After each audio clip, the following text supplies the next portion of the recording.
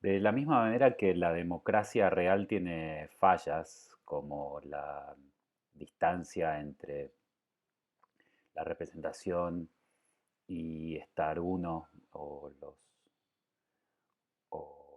afectados o afectadas por la decisión presentes, o las fallas que están vinculadas con la regla de la mayoría, que es la distancia de la unanimidad. La deliberación en el Poder Judicial eh, también tiene fallas. ¿Cuál sería el ideal? Bueno, el ideal sería que los jueces y las juezas decidan por, eh, los mejores argumentos. Como vimos, eh, los reclamos de autoridad que reciben los jueces y juezas vienen de tres fuentes, son como tres dioses, digamos. Cuando uno deja atrás el monoteísmo del código, las cosas se complican, todo politeísmo complica las cosas. Cuando hay más de un dios, una diosa que reclama autoridad, eh, las cosas se complican porque entonces, en algún caso en particular, la ley pide una cosa, la constitución a lo mejor en alguna interpretación puede reclamar otra, y la tradición o los acuerdos intertemporales que se venían sosteniendo otra diferente. Cada una de estas fuentes, por supuesto, tiene, no me gusta la metáfora del peso, pero argumentos también diversos, digamos. No es lo mismo una ley dictada ayer que una ley que hace mucho tiempo, que no se aplica o que sí se aplica, o una jurisprudencia consistente de tribunales superiores, o una jurisprudencia titubeante. No es lo mismo un artículo de la Constitución que se acerca más a una regla de todo o nada, o que un estándar relativamente vago. Pero bueno, todos esos reclamos hacen que sobre los funcionarios judiciales recaigan, como digo, reclamos difíciles de cumplir. Y lo que uno quiere es que esta tarea, que es tan compleja, tenga como frutos decisiones realizadas mm, con los mejores argumentos. Es otra manera de decir que las decisiones judiciales tienen que ser justas en este sentido, justas, eh, dejando de lado los peores argumentos y haciendo que estas decisiones tan importantes, públicas, se den, como digo, eh, con justicia, tratando de honrar los reclamos autoritativos de estas fuentes del derecho. Eh, hay otro rol muy importante que los jueces, las juezas deben cumplir. Y ese rol es que lograr que los conflictos sociales se decidan de acuerdo a estas fuentes de autoridad de la democracia constitucional y no por la violencia. Eh, ese rol que se suma al rol de la justicia es lo que llamamos el rol que deben cumplir el rol de quitar, sacar de la calle los conflictos y traerlos al ámbito civilizado, digamos, del derecho democrático. Sacar el conflicto de la calle, atraer el conflicto hacia el Poder Judicial, es algo que uno en general da por sentado, porque hay tantos y tantos expedientes que entran a tribunales todos los días, que uno da por hecho que la gente viene a las profesiones del derecho a resolver los conflictos más complejos de sus vidas. Ahora, eso no debe ser tenido por dado, eh, porque si lo tenemos por dado, dejamos de preocuparnos por aumentar este atractivo que debiera tener el Poder Judicial para resolver conflictos. De hecho, en algunas situaciones, y en nuestro país, en nuestra región, esto es más habitual de lo que debería, las cuestiones no se resuelven cada vez más en momentos de crisis en el Poder Judicial, sino que se resuelven respecto de la gente con menos recursos por la violencia o aceptando asumir daños que uno no debería aceptar. En la Argentina en los últimos años hemos tenido incluso eventos de linchamientos de gente que había supuestamente robado un teléfono y una horda de violentos mató a esa persona.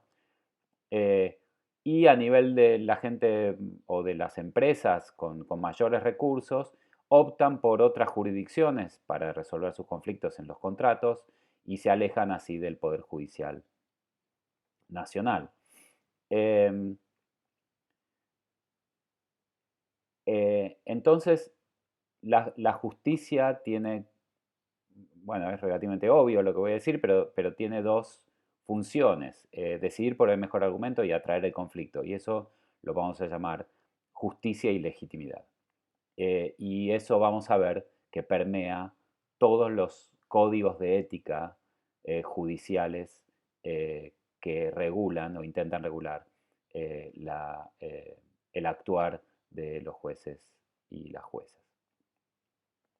Y lo vamos a ver eso en detalle más adelante.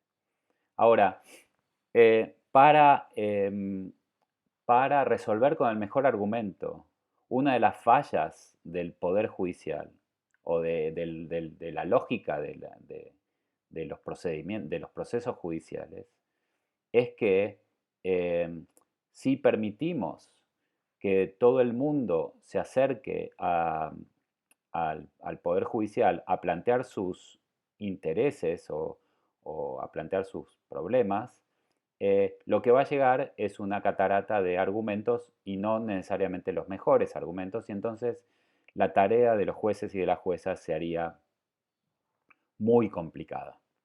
Ahí viene otro de los problemas que habíamos visto antes, cuando yo dije que el ideal de la decisión en la modernidad está vinculado también con que en la deliberación ideal todas teníamos la misma capacidad retórica, la misma capacidad de persuasión, éramos iguales en ese sentido. Ahora, esto es obviamente imposible, a pesar de que también en forma evidente utilizamos la educación justamente para tratar de que la gente tenga las mismas capacidades retóricas y no haya desigualdades en las deliberaciones y que terminen decidiéndose por el peor argumento. Pero claro, en algunos conflictos muy importantes donde se juegan los bienes más preciados de la gente, hay que garantizar que le llegue a los jueces y las juezas los mejores argumentos posibles de cada una de las partes. Eh, en el texto que ustedes tienen para leer, que escribí hace tiempo, que se llama Igualadores y Traductores, yo me refiero a la tradición de los sofistas griegos para ilustrar la forma en la que la modernidad también justifica el hecho de que abogados y abogadas monopolizan el acceso a la justicia.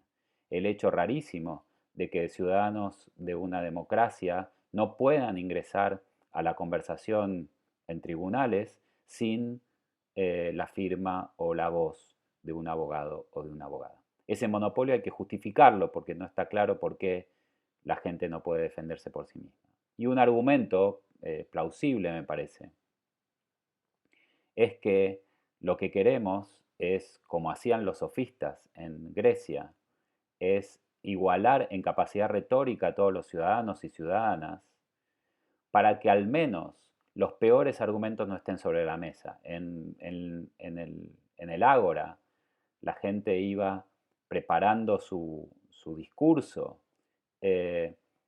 y trataba de evitar falacias porque sabía que del otro lado había muchas personas que habían sido entrenadas también por los mismos sofistas que lo habían entrenado a ese ciudadano, eran todos varones. Y entonces como uno sabía que el otro sabía cómo detectar una falacia, un mal argumento, uno evitaba los malos argumentos para no pasar un mal momento. Esto parece un hecho comprobado que mucha gente pasó mucha vergüenza en el ágora al llevar falacias evidentes. Entonces, ¿cómo funciona esto? Bueno, le llega, en nuestro caso, le llegan a los jueces y a las juezas los mejores argumentos que un abogado o una abogada puede imaginar a favor de su cliente. Y entonces, al menos, tienen un pool de, de argumentos, las juezas, para tomar decisiones, la mejor decisión posible. Esta es la, digamos, la economía argumental que trata de poner en marcha el procedimiento judicial. Entonces, en la primera obligación de la abogacía es convertirse en igualadora retórica de nuestros conciudadanos. Em, entonces, se explican algunas cosas de la regulación de nuestra profesión. Por ejemplo, la obligación de estar 5 años en una facultad de Derecho, em, eh, la obligación de la Facultad de Derecho de ser más o menos iguales y garantizar que los que salimos al mercado, a la sociedad, a vender y a ofrecer nuestras, también gratuitamente, en algunos casos, ahora lo vamos a ver, nuestras capacidades, nuestras destrezas, seamos relativamente iguales, porque un escándalo sería que hubiera igualadores retóricos no iguales. Si gana un abogado o una abogada porque es mejor que la otra abogada, no gana el mejor argumento, sino que gana la mejor abogada. Y eso es un escándalo que no podemos permitir. La idea no es que gane el mejor retórico, la idea es que gane el mejor argumento.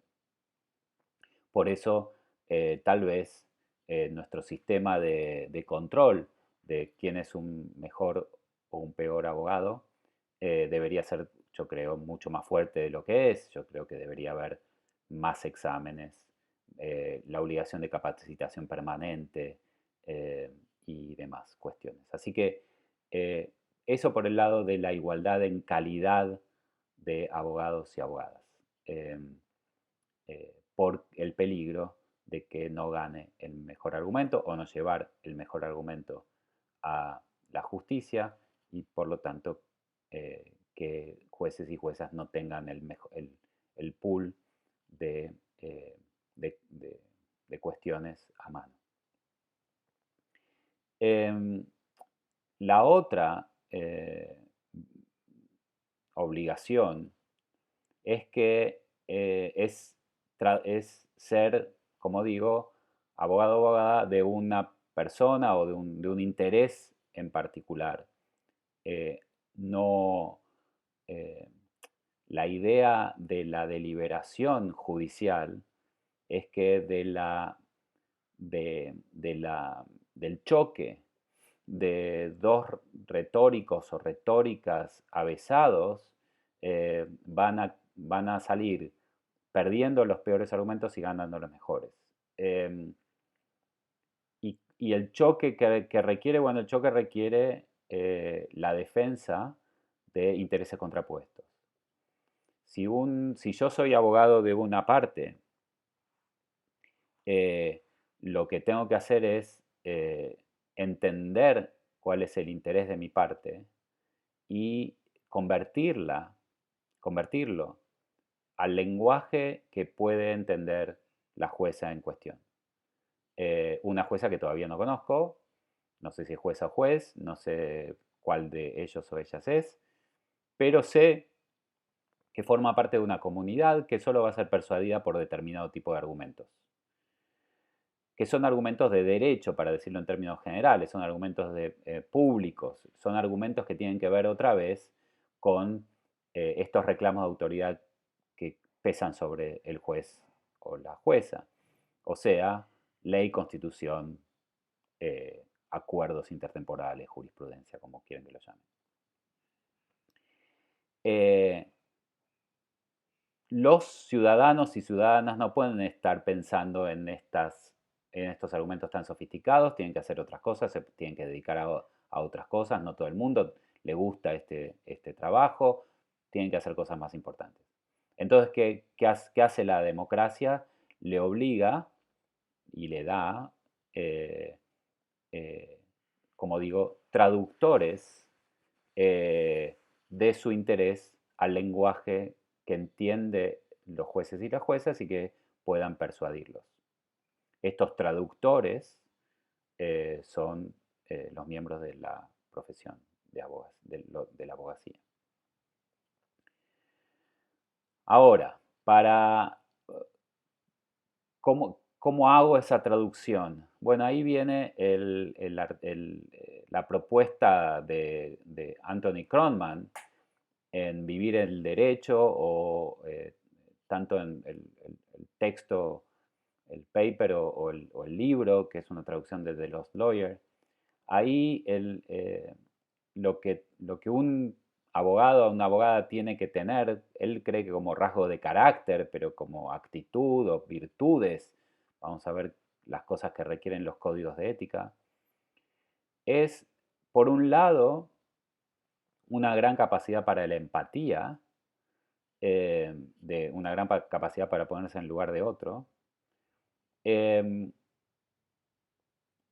porque la primera pregunta que uno va a tener que hacerse es ¿a qué interés defiendo?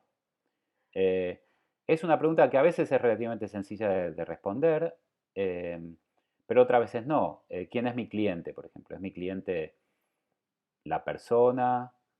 La persona como directora de una empresa, como miembro de la asamblea, como directora de un sindicato, como eh, miembro de un grupo desaventajado, o es ella en particular. Muchas veces hay superposiciones y conflictos respecto de cuál es el interés, quién es mi cliente.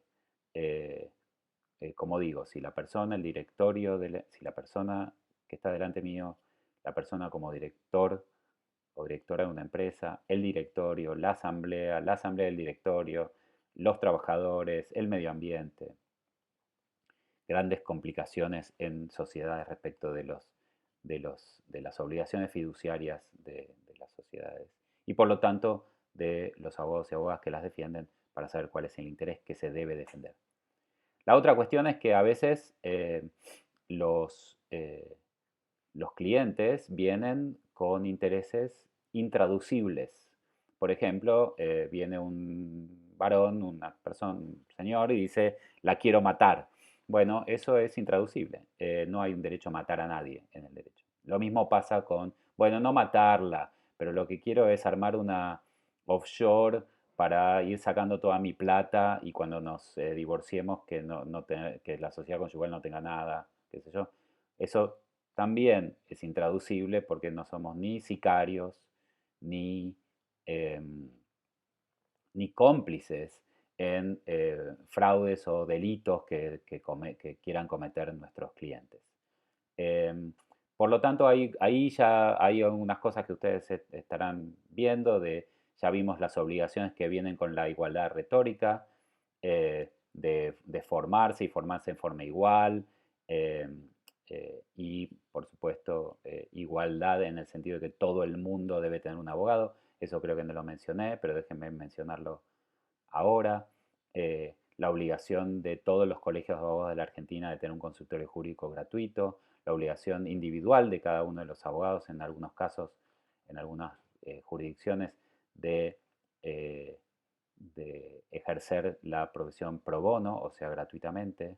Eh, eh, si no hay una obligación, que ya lo vamos a ver que está en el código, en los códigos de ética, hay por supuesto una obligación moral y funcional de que todo el mundo los obligamos a todos y a todas a tener un abogado para ir a tribunales y no les damos suficientes abogadas o abogados porque los obligamos a pagar y hay gente que no puede.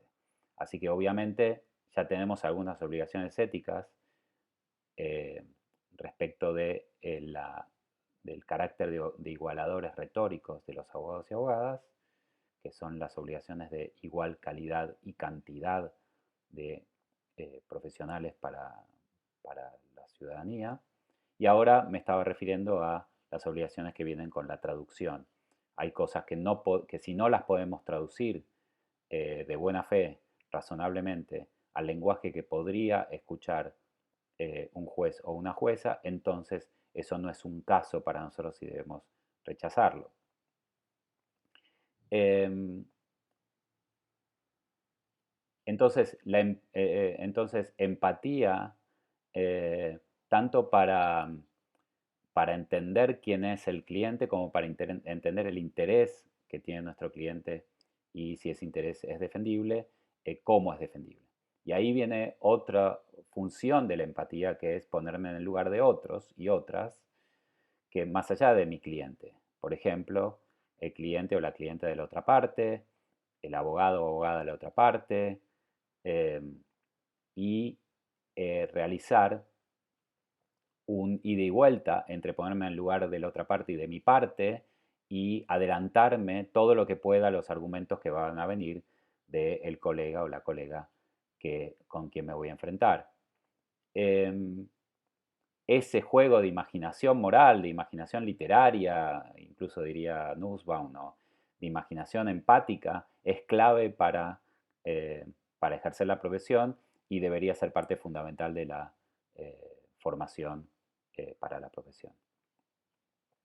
Ahora, y por supuesto la empatía básica, que es la empatía con jueces y juezas, que si yo no tengo esa capacidad de empatía, de cuál va a ser el argumento que los va a, a persuadir, entonces no puedo eh, ejercer la profesión, básicamente. El otro rasgo de carácter, además de la capacidad para la empatía, es la capacidad de distancia. Yo, como digo, tengo que ir de un lado a otro, no solamente empatizando con las posiciones de todas las partes, sino también distanciándome críticamente de ellas. No me puedo enamorar del interés o del caso de mi cliente, porque si me enamoro, soy mi cliente y no tengo el desapego necesario como para criticar mis propios argumentos o imaginar argumentos contrarios y entonces no voy a persuadir de la manera en la que debo a los jueces. Eh, entonces, el procedimiento judicial en una democracia constitucional arma esta deliberación y asigna roles a jueces, juezas, abogados y abogadas, y en esos roles genera determinado tipo de formas correctas o incorrectas de asumir esos roles, y a ese ethos, a esa forma de ser, a esa forma de actuar, es a lo que llamamos ética profesional. Eh, a partir de esto eh, es que los códigos van a obligar a la profesión, ahora me estoy refiriendo a ella, a asumir determinadas virtudes o actitudes o acciones que son funcionales al mejor desarrollo de este rol. Porque eh, la profesión, la abogacía, tiene metida esta contradicción básica, que es que a la vez que tiene que defender el interés de su cliente, tiene que ser, como se dice, auxiliar de la justicia. No cualquier interés del cliente, ni cualquier forma de defender el interés del cliente le está permitido a la profesión. Hay cosas que no podemos llevar a tribunales y tenemos que decir que no, de ahí va a venir la importancia de la independencia de los abogados y abogadas respecto de sus clientes. Le debemos decir que no a cosas que no podemos traducir, eh, pero tenemos que defender celosamente los intereses traducibles de nuestros clientes y a la vez ser auxiliares de la justicia. Hay cosas que le tenemos que decir que no a nuestros clientes y hay cosas que le tenemos que decir que no a la justicia, pero además tenemos que defender celosamente a nuestros clientes y a la integridad del proceso judicial, porque eso es nuestro rol en una democracia constitucional.